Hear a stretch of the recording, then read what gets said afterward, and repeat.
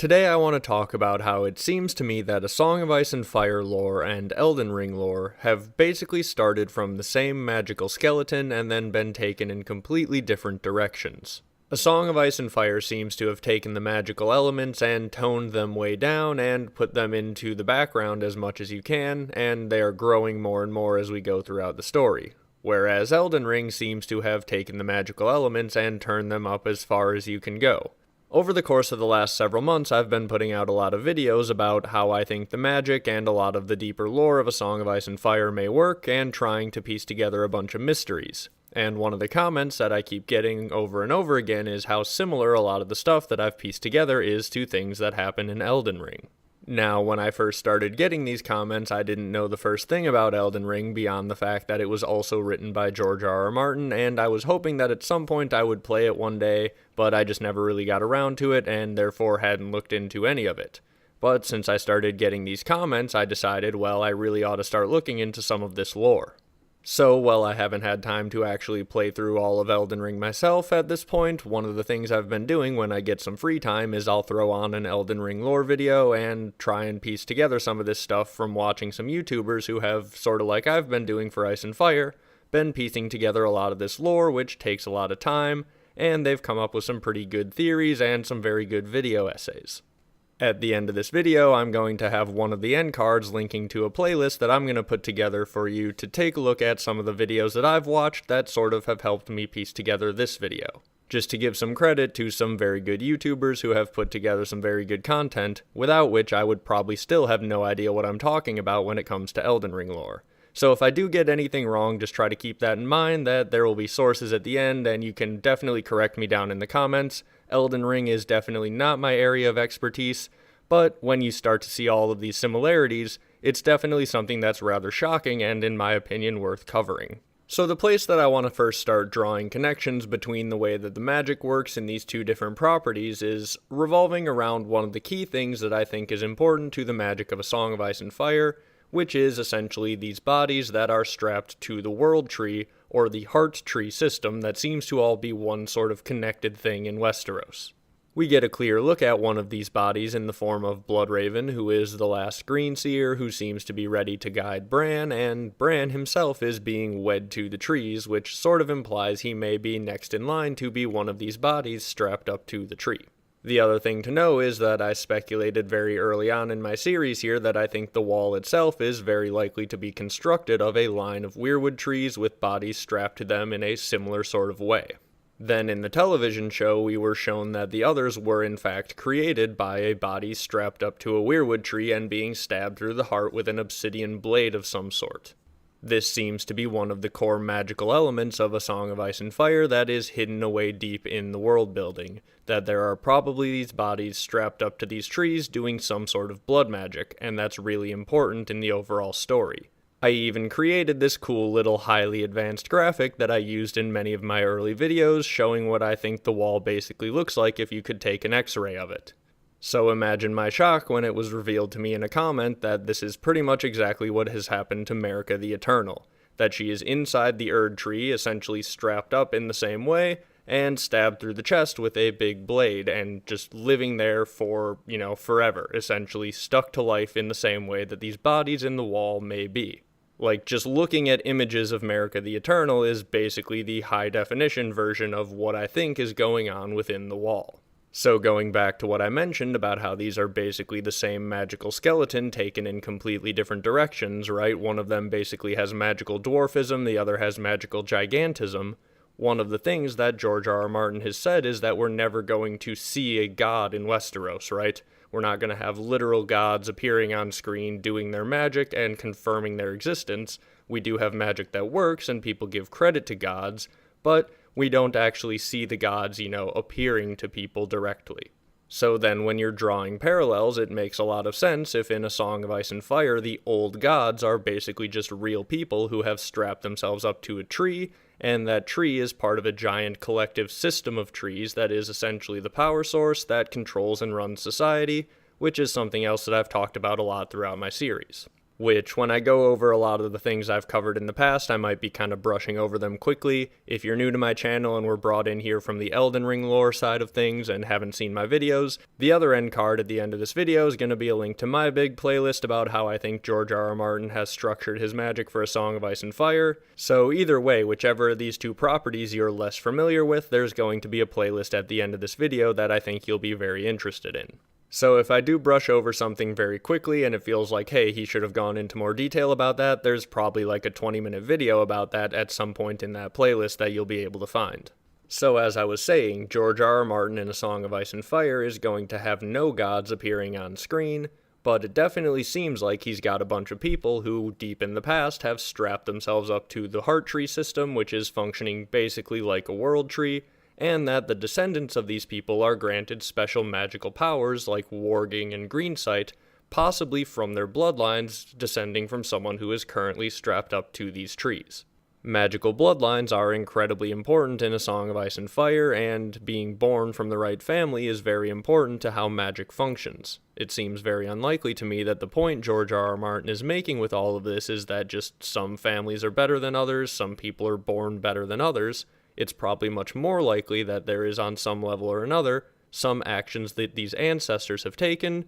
that have given their descendants access to this magical power. But at the same time, they are just straight up normal people. They're not gods, they're not demigods in any real sense. So if you wanted to take that and magically turn it all the way up and give it magical gigantism, you would have a literal god who is strapped up to a giant world tree, and her descendants would have all of these special magical powers, and that is exactly what we get with Marika the Eternal and her descendants in Elden Ring. All of the rules of the magic seem to be functioning in the exact same structure, just one of them is a very low magic fantasy story and the other is a very high magic video game. The powers that we see manifesting in these magical bloodlines in A Song of Ice and Fire are things like the ability to control wolves or ravens or other animals, or even sometimes getting green dreams or the ability to potentially become a true green seer, which basically means strapping yourselves up into these trees fully like Bloodraven has, and it would seem then you have the ability to send dreams and jump into other people's dreams, and we don't fully know exactly how far these powers go yet. That's one of the things that Bran is probably going to be learning as he becomes a full-on green seer himself.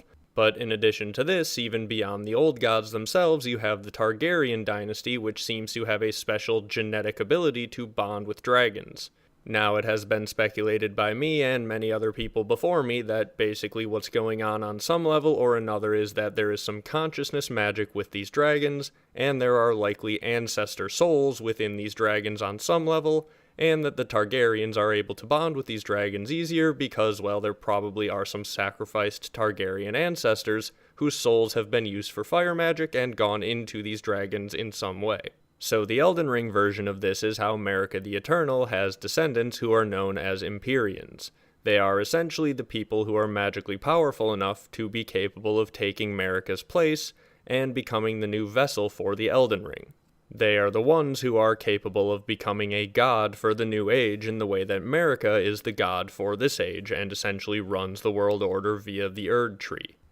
This is very directly similar to the way that Bran seems to be set up as a Stark who has the right bloodline to essentially be a Bran the Builder for a new age, which Bran the Builder was one of the Age of Heroes figures who is essentially the guy who built the Wall, built Winterfell, apparently built Storm's End. He has laid the foundations for the entire age of Westerosi history as we know it.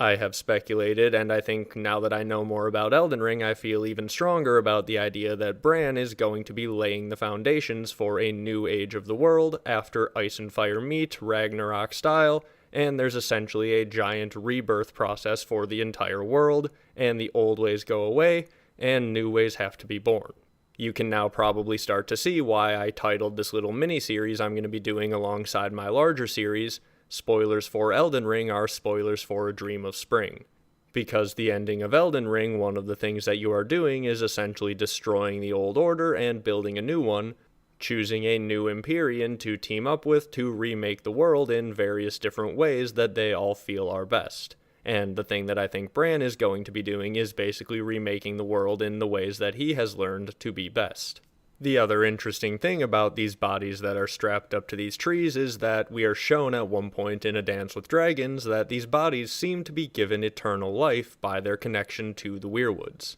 Bran finds a bunch of bodies of past greenseers that are deep down in the roots of these trees in a cave in the far north, and when he goes past them with a torch, they follow it with their eyes, and one of them even opens its mouth trying to speak, but it's unable to. It would seem on some level or another these things are given a long life, but they eventually lose themselves over to the trees. However, one of the things that I've speculated is if there is a Bran the Builder figure who is actually sort of in charge of this whole thing and sort of laid out the structure for all of this, there's a decent chance that this body of Bran the Builder could be sustained in some way that makes him more powerful or leaves him in control of this entire system. It's possible that the Green Seers are the ones that are the most powerful bodies that are strapped up to these trees, but it's possible that they are actually a step down from Bran the Builder himself, and that the reason that there are so many of these past Green Seers is because their age as a Green Seer, they may only be in their power for, 100 years or so, whereas if Bran the Builder is truly in charge of this whole thing, he might have been strapped up there for the last 8,000 years. Now, as I understand it, when you play Elden Ring, one of the big mysteries at the beginning is that Queen Marika, the Eternal, is missing, and no one actually knows that at this point she is inside the Erd Tree.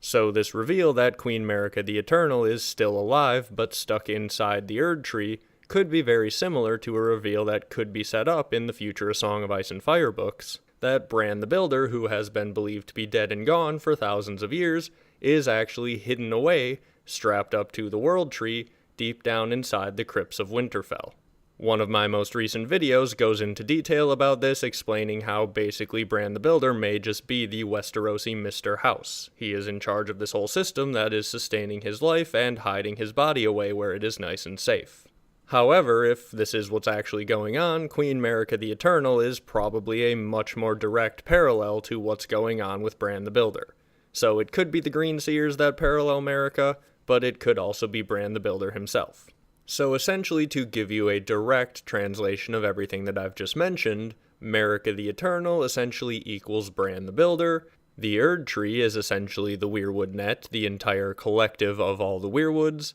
which we'll talk about a little bit more going forward here. And then the new Empyrean that you choose to essentially be the god for the New Age is essentially equal to Bran Stark. This really does make a lot of sense of why Bran became king at the end of the TV show in Game of Thrones, and why I've talked in the past about how I think essentially Bran's role is going to be progressing the world into a new age. I didn't know anything about Elden Ring when I first made that video about Bran's role as king. If I had, I would have definitely brought it up because I think it's probably one of the strongest pieces of supporting evidence for all of this, but essentially the idea is the same. Bran is recognizing the flaws with the old ways, or at least will by the end of the series, and it's time for new ways to be born. It's one of those timeless tales of human progress, how one age changes into another, and essentially humanity benefits from the advancing of humankind overall. In that video, I went down to point out how essentially Westeros has been locked into a system of feudalism for far longer than is even reasonable when you think about real-world feudalism, right? Like, you're not going to have 8,000 years of rule by the same kings. The point that I made there is that the only way this would happen is essentially if it's a magically backed version of feudalism that is held in control by some sort of system of magic, and the blood sacrifice to the Weirwoods and this Weirwood magic system that gives power to the Starks and to these ruling families whose ancestors may be strapped up and have given themselves to the trees, well, that's the actual magical source that keeps them stuck in these old ways for 8,000 years. The Weirwoods functioning as essentially a system of order that controls society and that you go into it when you die is very similar to the Erd Tree being essentially a vessel for the Golden Order in Elden Ring, which the Golden Order is essentially the giant magical system of control for Elden Ring. So you go into the Erd Tree when you die, and it's also a vessel that is essentially a magical system that controls society. The Weirwoods are the Erd Tree. They both function in such a similar way that this is probably the most direct parallel that I think pretty much everyone notices when you look at Elden Ring compared to A Song of Ice and Fire. Oh hey, what do you know, both of these stories have giant magical trees that you go into when you die. But I think the connection is even deeper when you realize that, yeah, the Weirwoods are basically a giant societal system of control, and if you are going into the Weirwoods when you die, I've talked in the past how this is basically just a giant magical metaphor for society. Society and the ways of the world are essentially a giant collective of all of the past people who have ever lived that has built up into a giant system that essentially we all have to live with. George R. R. Martin has talked a lot about this when he's talked about how you world build for a fantasy story. You basically take elements of real life and then you give them a magical twist and you turn it up to 11. So rather than just recognizing that there is a society out there that's made up of past ideas of past people, you have a giant magical system of control that is literally a hive mind of all of the past people who have ever lived, and that system of control essentially holds society into the old ways. Now, to get even further into the connections between the Erd Tree and the Weirwoods, I would like to go into some speculation that takes place within both fandoms, but I think is very strong speculation in both cases. The Weirwoods are corrupted by an ancient event in the past, as is the Erd Tree. Both of them are not showing up in their original forms. Magical actions have been taken by characters in the deep past that have dramatically changed the way that these trees look and the way that they function. I have made some videos about this in the past, where I think basically the Weirwoods themselves were once used for green nature magic and have been at some point or another corrupted for their use that we see currently in blood magic. The Weirwoods do not look at all like normal trees. They seem to have sap that could literally be just straight up human blood of sacrificed humans that is being pumped through them, as well as bloody red leaves that look like human hands, which could be further hinting that the power source of these magical trees is in fact sacrificed humans, or sacrificed human blood. And we get hints that this is not normal very early on in A Game of Thrones when Bran looks at the heart tree in the Godswood at Winterfell and mentions how he's always been scared of it, and thinks that trees ought not have eyes, nor leaves that look like human hands. Much later on, we get an Ironborn character named Asha Greyjoy who sees a Weirwood up close for the first time, and she's always been told that the red sap just looks like blood, but when she gets close, she thinks seeing is believing. That is frozen blood that's coming out of that tree. So the Weirwoods seem to have been corrupted in the ancient past and are being used for blood magic, and the Erd Tree at this point seems to be somewhat of a giant golden illusion. An object of faith on some level where at one point there used to be a real tree made of real bark. One of the videos that I'll link in the playlist that I mentioned at the end of this video is by the Tarnished Archaeologists, where he talks about how essentially you can still see a small remnant of the bark that once made up the original Erd Tree,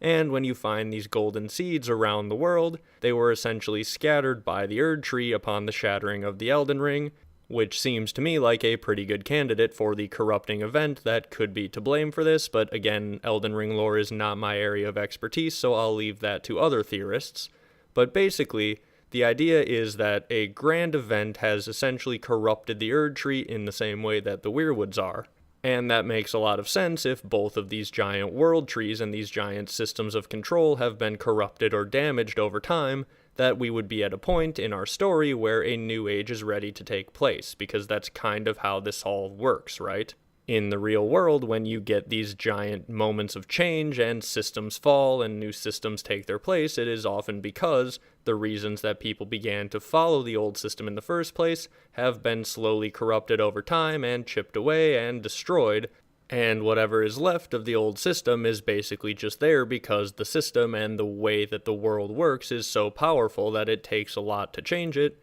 and eventually when these systems grow old and encrusted in corruption, or as I've pointed out, essentially they are encrusted in ice, you need some fire to come in and cleanse it, a song of ice and fire perhaps, and this is all a giant metaphor for how systems change, right? You get encrusted in ice and corruption, and then fire washes over it, which leaves you with water, which is an ingredient for growth, and you have the space for a new growth of a new order to take place. This is one of the themes that I think George R. R. Martin is getting into with his magic building and his world building that he was doing in A Song of Ice and Fire, and that they brought him on to do for Elden Ring. This idea of the changing of the age coming with the meeting of ice and fire as part of a rebirthing process is taken directly out of Norse mythology. And in A Song of Ice and Fire, the setup for this is pretty obvious. You have the magical fiery dragons on one side of the wall, and on the other side of the wall you have the icy magical others. In addition to this, you have the icy magic weirwoods, which seem to be important in all of this, that are often described as pale giants, and on the north side of the wall you even have literal giants over there on the side of ice,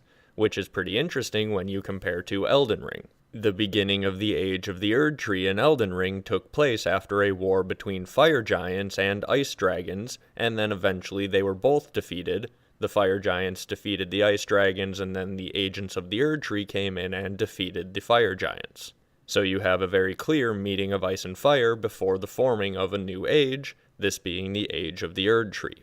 It would also seem that in A Song of Ice and Fire, George has basically got the same themes going on, it's just the giants and the dragons have reversed their elements, right? You've got the fiery dragons, you've got the icy pale giants that are the weirwoods, and the literal giants, as I mentioned. So all of the same ideas are basically all there, they're just worked around in different ways taken from Norse mythology. And much like in A Song of Ice and Fire, the current age and the current order leads to everyone worshipping and giving blood sacrifice to these weirwood trees. In Elden Ring, the current age is the Age of the Erd Tree, where the Erd Tree governs all. One of the interesting things about the fire giants is that they have a flame that is magically powerful that can never be completely destroyed, and it is the only thing that seems to threaten the Erd Tree because it's capable of burning it. So if the Erd Tree, like the weirwoods, represents on some level these giant systems of control that encrust society over time like ice, it would make sense then that this fire is basically the opposite of this, right? It's the opposite magical force that is always going to be out there. It is essentially an inevitability of the world that if you have a system that is completely controlling, it is going to on some level or another have these sparks of revolution there trying to destroy it. That's just part of human nature and part of the cycle of the world that I think George is trying to get across. So much like in Elden Ring, where there's this one source of flame that is out there capable of destroying the Erd Tree, you have dragons that are basically completely gone from the world, except for there's one little spark that is Daenerys herself bringing back dragons into the world that is going to likely lead to a changing of the age and a burning of these weirwoods by the end of the story. You can think of these two different sources of flames, like I said, as basically the flame of revolution, the fire of life, the fire of change, this ability to completely burn away the old system and allow something new and potentially better to grow. I think it's a bit of very interesting world building to say that you can never completely remove this fire of life and this fire of change from the world. So you have to basically, if you're trying to build a controlling order, you need to deal with it in some different way. And the way that Marika has dealt with it is she has cursed one fire giant to constantly tend to the flame, but basically keeping him there and not powerful enough himself to actually destroy the Erd Tree. I have also put out a video in the past where I basically compared the birth of Daenerys' dragons, potentially aided by the magic of the comet that passes overhead, as essentially eucatastrophe. This is how Tolkien described the act of destroying the ring in Lord of the Rings, when all seemed its darkest and when Frodo had basically failed to destroy the ring himself. Essentially, an act of the universe, or God, was the thing that in the end destroyed the ring. As they fought over it, Gollum fell into the fires of Mount Doom, bringing the ring with him. The idea is that the inevitability of evil by its own nature is that it's self-defeating. And if you have the same sort of theme going on here, the inevitability of these icy controlling orders is that they will eventually lead to a spark of fire that will destroy them. I think that's what George has captured in Daenerys' dragons being born by magical means into the world, and I think that's what he's captured by the idea of the flame never being able to be completely destroyed. So in this process I've been doing about researching Elden Ring to try and find some answers about what might happen in A Song of Ice and Fire, well, one of the most striking answers that I think I've found came when I started looking into how exactly you go about burning the Erd Tree. You need to take one of two actions that can basically lead to destroying the Erd Tree, one of which requires sacrificing a maiden called Melina in the process of burning the Erd Tree. Now, A Song of Ice and Fire fans, get ready for a bit of a bomb drop, because when you take a look at Melina, she is a young maiden who has one of her eyes closed, and half of her face is marked with a gray mark. Is there any young child who is a maiden who is marked with a gray mark on half of her face who gets dramatically burned in the end of A Song of Ice and Fire that you can think of? Yes, Melina is Shireen in Elden Ring compared to A Song of Ice and Fire. Now, the lore surrounding Melina is far more complicated and deeper than anything that we have surrounding Shireen, but that just also kind of fits with Elden Ring compared to A Song of Ice and Fire on a magical level. But essentially, as far as I understand it, Melina is a sacrificial kindling that is used to make the flame powerful enough to burn the Erd Tree. In A Song of Ice and Fire, there is talk of how King's Blood is a powerful magical sacrifice, and that's why Shireen is burned in the television show, and we know that that came directly from George R.R. Martin, so all of this is lining up pretty well, especially with everything I've talked about how the giant central heart tree that seems to be functioning sort of like a world tree is probably located at the Night Fort. There is a well at the bottom of this giant heart tree at the Night Fort, and Melisandre, in an unused version of a chapter, has referred to the Night Fort as the heart of your wall.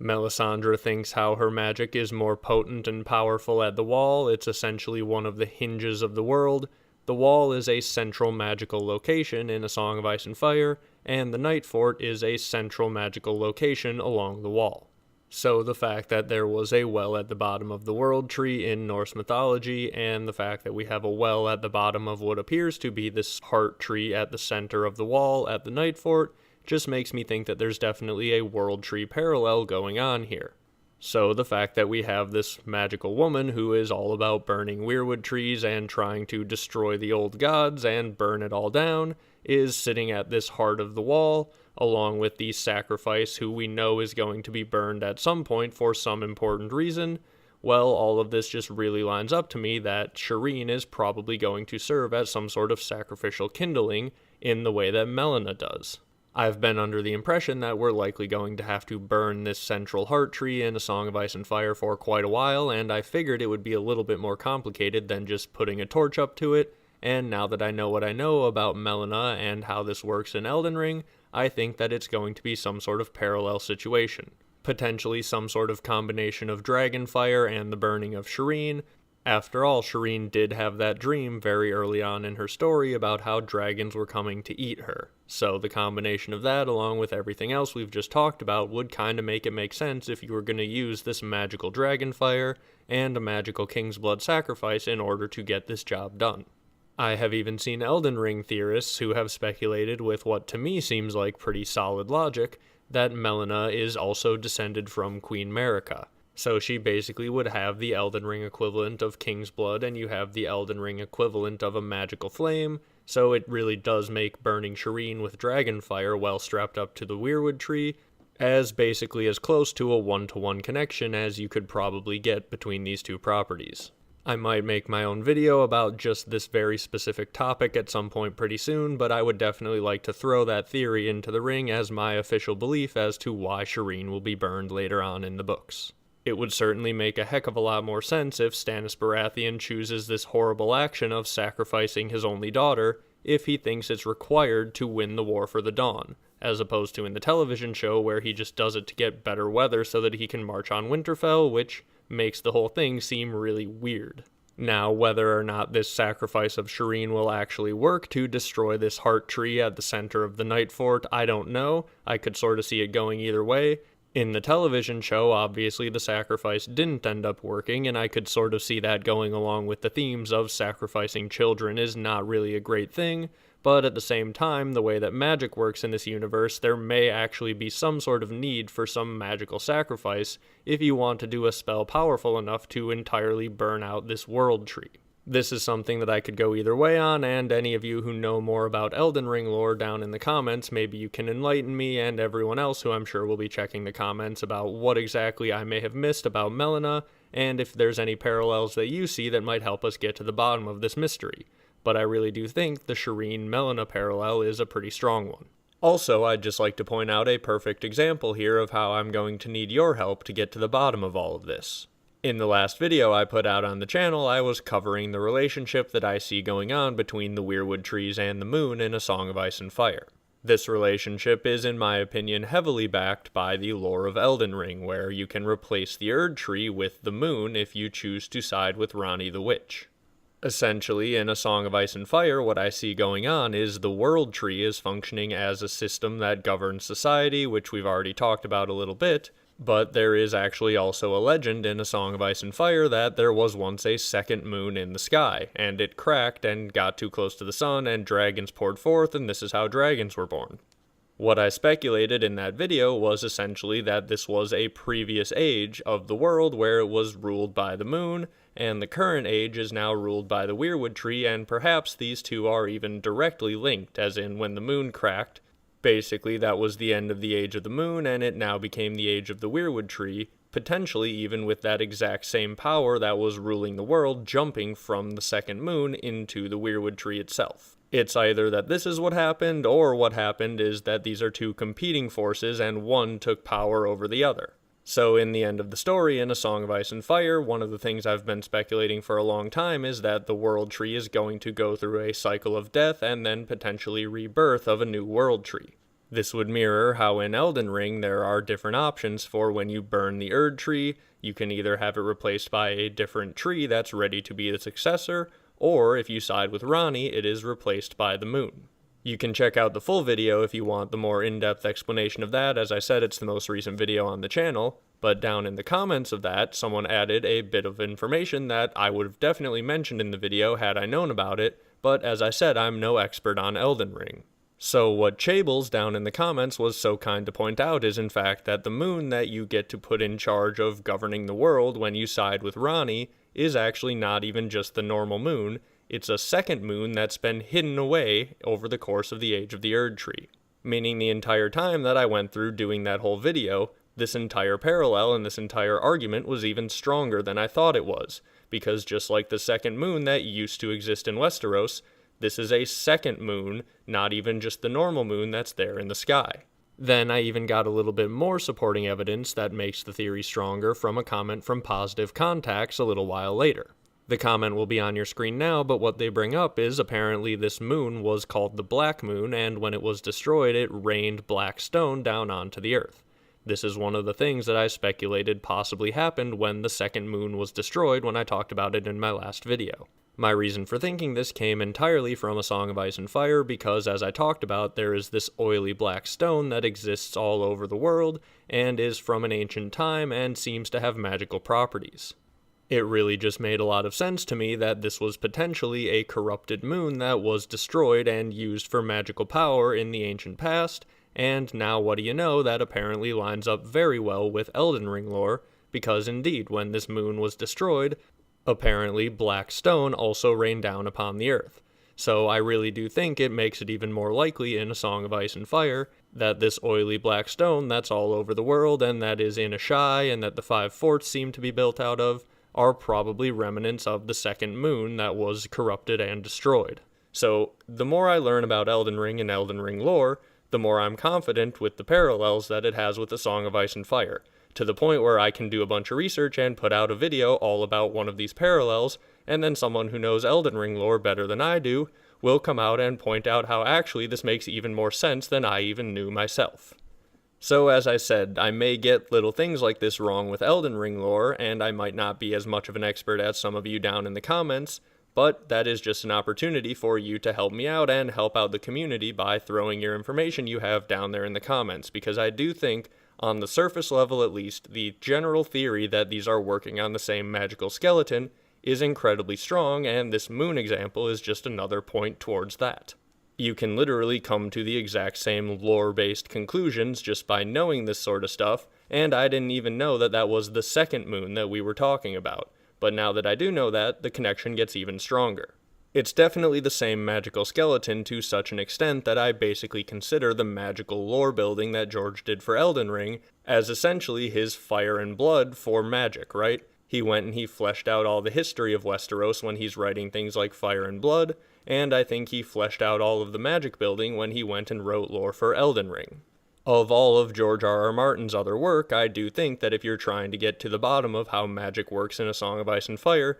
the number one place to go and look for references is probably Elden Ring. And I really do consider this video an attempt to just break the surface, try to launch this little community that I've built here into the deep end of trying to understand both of these properties and bring them together to see what we can find. With that being said, let's get back to trying to dig into these connections. Another really interesting parallel that I just want to touch on very quickly is how many people in Elden Ring that are magically powerful have one of their eyes missing. Now, in A Song of Ice and Fire, we have Bloodraven, who is the last green seer, who is there strapped up to the weirwood tree, and a root is growing through his eye. Now, it is, at least luckily for him, growing through an eye socket that is of the eye he already lost in battle, but another thing that parallels him to so many of these magical figures in Elden Ring who have one eye is that he has a birthmark on his face, so his face is marked, and he has an eye missing. When you take a look at a lot of these very powerful Elden Ring lore figures, you get the same sort of vibes as Bloodraven. Some of them are even in a decaying state as well, especially Marika herself, who is strapped into the Erd tree, but so many of these people have an eye missing and have marks on their face just like Bloodraven does. All of these figures seem to be in the mold of Odin One Eye, who sacrificed his eye to gain magical power. Basically, this is the entire inspiration that I think George is drawing on from this idea, and he's marking these characters with one eye. To what end, I'm not entirely sure. It might just be George sort of hinting at the idea of self-sacrifice to gain magical powers, or having some sort of injury like Bran does, where he's got a broken back, which is going to eventually lead to him going and gaining his magical powers,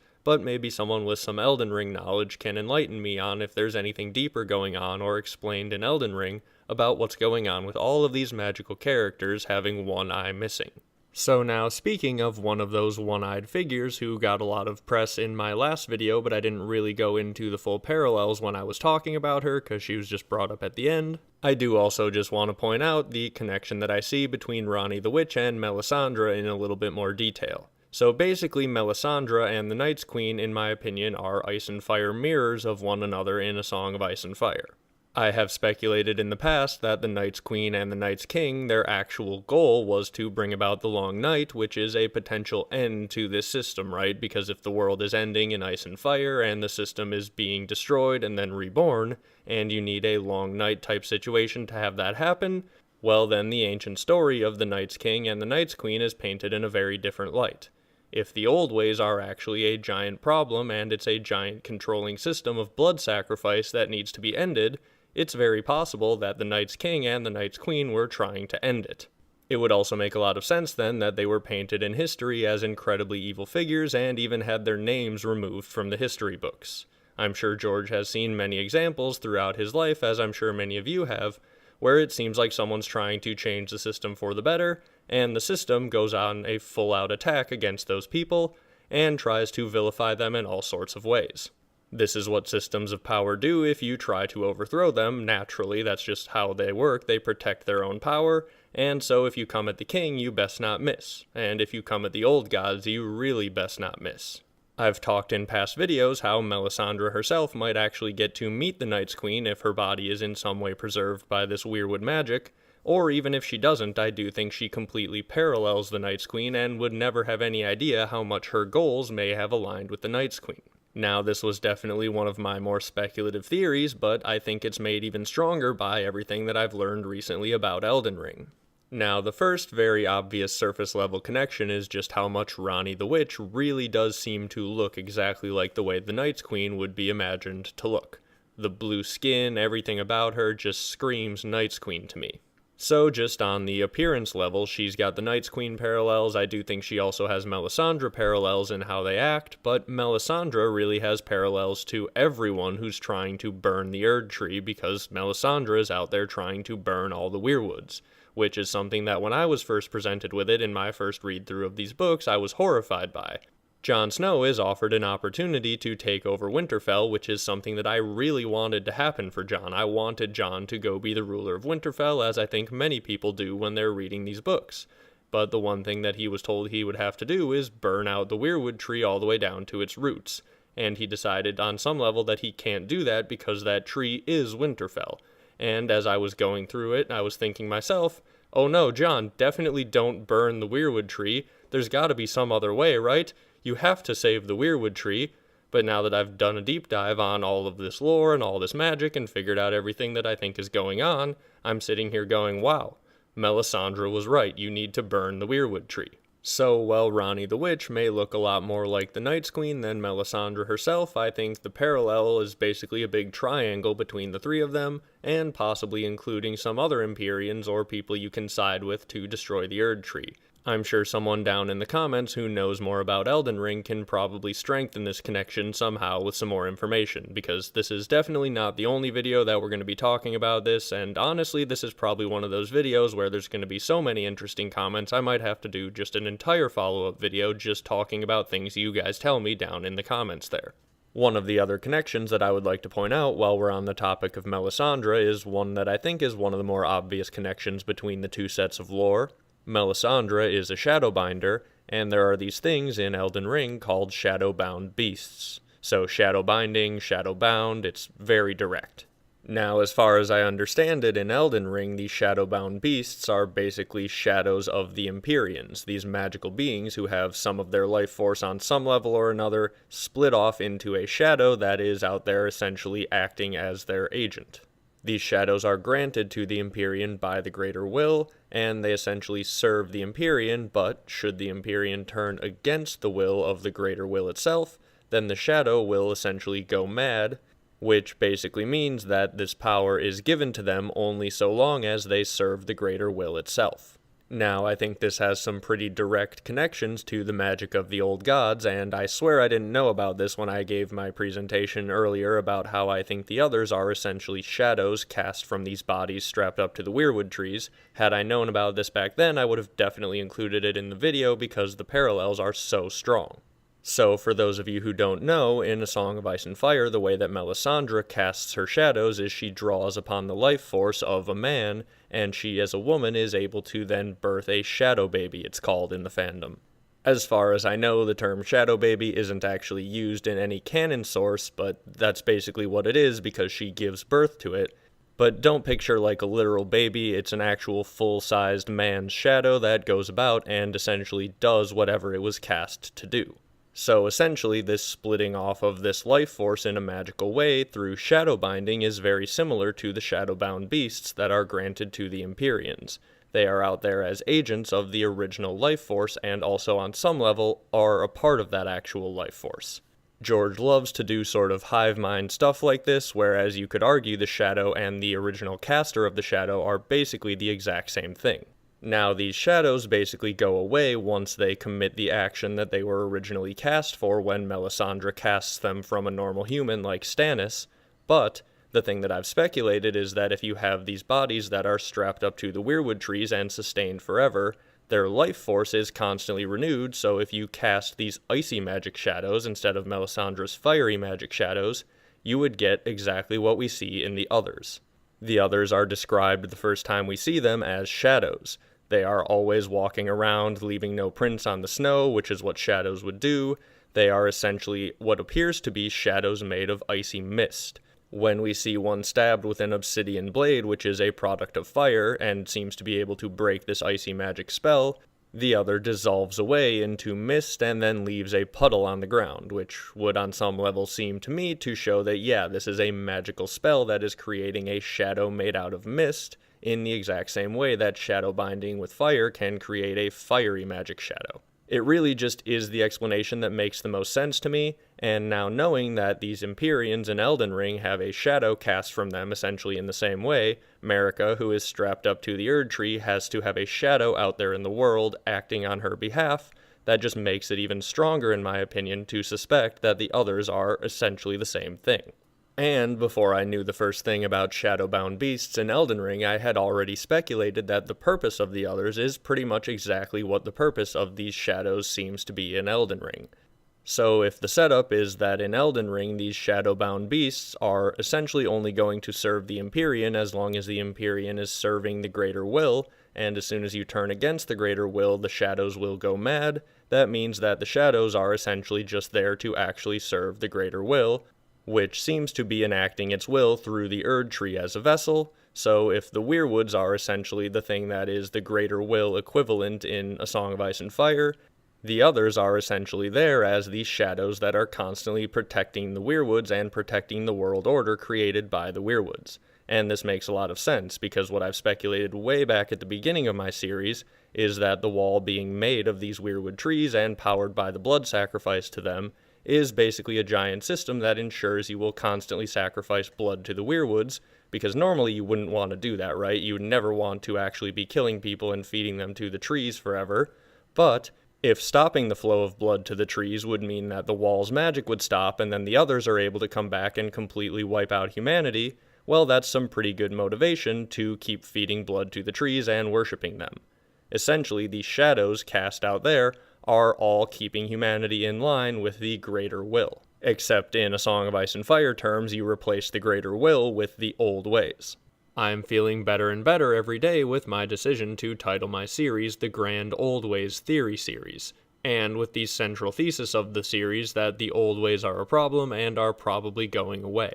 To me, this has always sort of felt like one of the missing pieces that the fan community has had with trying to understand the magic of this series and how things with the others may go in the end. But the more that we uncover, the more that I feel very strongly about this idea that yes, the old ways are going away, and there is going to be some sort of Ice and Fire, Ragnarok-style end of the world and cycle of rebirth that's going on. One of the other things that's definitely going to stand out to you if you're a Song of Ice and Fire fan when you hear about these shadowbound beasts is that they are essentially part wolf. There's a line in an armor description that says, according to the old legends, wolves are the shadows of the Empyrean. Which, since, the Starks are out there warging wolves and their sigil is a dire wolf, this really just makes a lot of sense. The Empyreans get these wolf shadows that are out there giving them power to enact what they need to do to keep the entire system running. In the same way, the Starks in A Song of Ice and Fire are these dire wolf symbolized people who are out there essentially acting as vassals of the old ways. They are in charge of the North, but what do they do in the North? They keep everyone sitting there focused around worshipping the weirwood trees. They keep everyone following the old ways, and they remind everyone that winter is coming, which many people in the A Song of Ice and Fire fandom have speculated that is probably something that used to be a threat. They are the kings of winter, and they are telling you that winter is coming, because back in the day when everyone remembered all of this magic, they knew that if you went against the will of these kings of winter, that the others would be coming back for you. So the connections all just line up completely. If Bran the Builder is the equivalent of Marika the Eternal, and his descendants are the Starks, and Marika's descendants are the Empyreans, and they have these half-wolf shadows that are out there giving them magical power to essentially keep the system going, all of this just directly lines up. The shadowbound beasts are essentially a combination of in-world shadowbinding and the warging ability that the Starks and other houses that are on some level or another related to the Starks from the ancient past are able to use to essentially enforce their will upon the smallfolk. The reason that we see warging abilities in many other First Men families is probably because at some point or another in their distant past, in their bloodline, was a relative of Bran the Builder, or even possibly because there might even be other figures who have been strapped up to these weirwood trees back in the Age of Heroes or back when the wall was built, and maybe all of their descendants on some level or another are granted these abilities. But in the end, all of these abilities on some level or another seem to be working towards the furtherance of the will of the old gods. This likely means that by the end of the series we are going to have to, in order to defeat the others, have to defeat the old ways and destroy the weirwoods, which is essentially the entire point that I've been trying to make throughout this entire series. The old ways are a problem, and they are on some level going away by the end of the story. Now, I'm far from an expert on Elden Ring lore, as some of you who are experts on Elden Ring lore may be able to tell by listening to this video. So if there's any corrections that anyone has for anything I've said so far, definitely leave those down in the comments, and I would encourage all of you to go check the comments and have some discussion down there about what's going on with all of the connections between these two properties. I'm going to need your help as a community to actually make sure we get all of this stuff right, and try to solve even more of these mysteries. And I need to give a huge thank you to those of you who have made comments in the past pointing out these different connections, because without the comments on my series, I would have no idea still about any of this. So going back to my little analogy that I've been using about how they're the same magical skeleton and how we're trying to essentially as a community dig up these two different skeletons, each of which are missing different bones, and we're trying to make the necessary adjustments to piece together one full skeleton so that we can understand it all, I'm definitely going to be relying on a few of you to throw me a bone. I think that's where I'm going to leave it for today, and I look forward to reading what you all have to say about all of this. If you've made it this far in the video, make sure to like and subscribe before you go, because this is definitely not the last time we're going to be talking about Elden Ring, and I have a few more videos planned and coming out that I think are just as exciting as this one is. So thank you all very much for watching. Definitely check out one of these playlists that should be on your screen right now. If you found your way here from Elden Ring lore, maybe you can find some answers to some of your unanswered questions in something that I've talked about covering A Song of Ice and Fire, in the same way that I was able to find some answers to some questions I had about A Song of Ice and Fire by looking through the lore of Elden Ring. And if you've already seen all of my videos, check out the playlist of the Elden Ring videos that I've put in the other end card that will be growing over time. These are just some videos that I found interesting that I think will be a good jumping off point to get you involved into looking into Elden Ring lore. Thank you all very much for making it to the end of this, and I'll be back with something else very soon.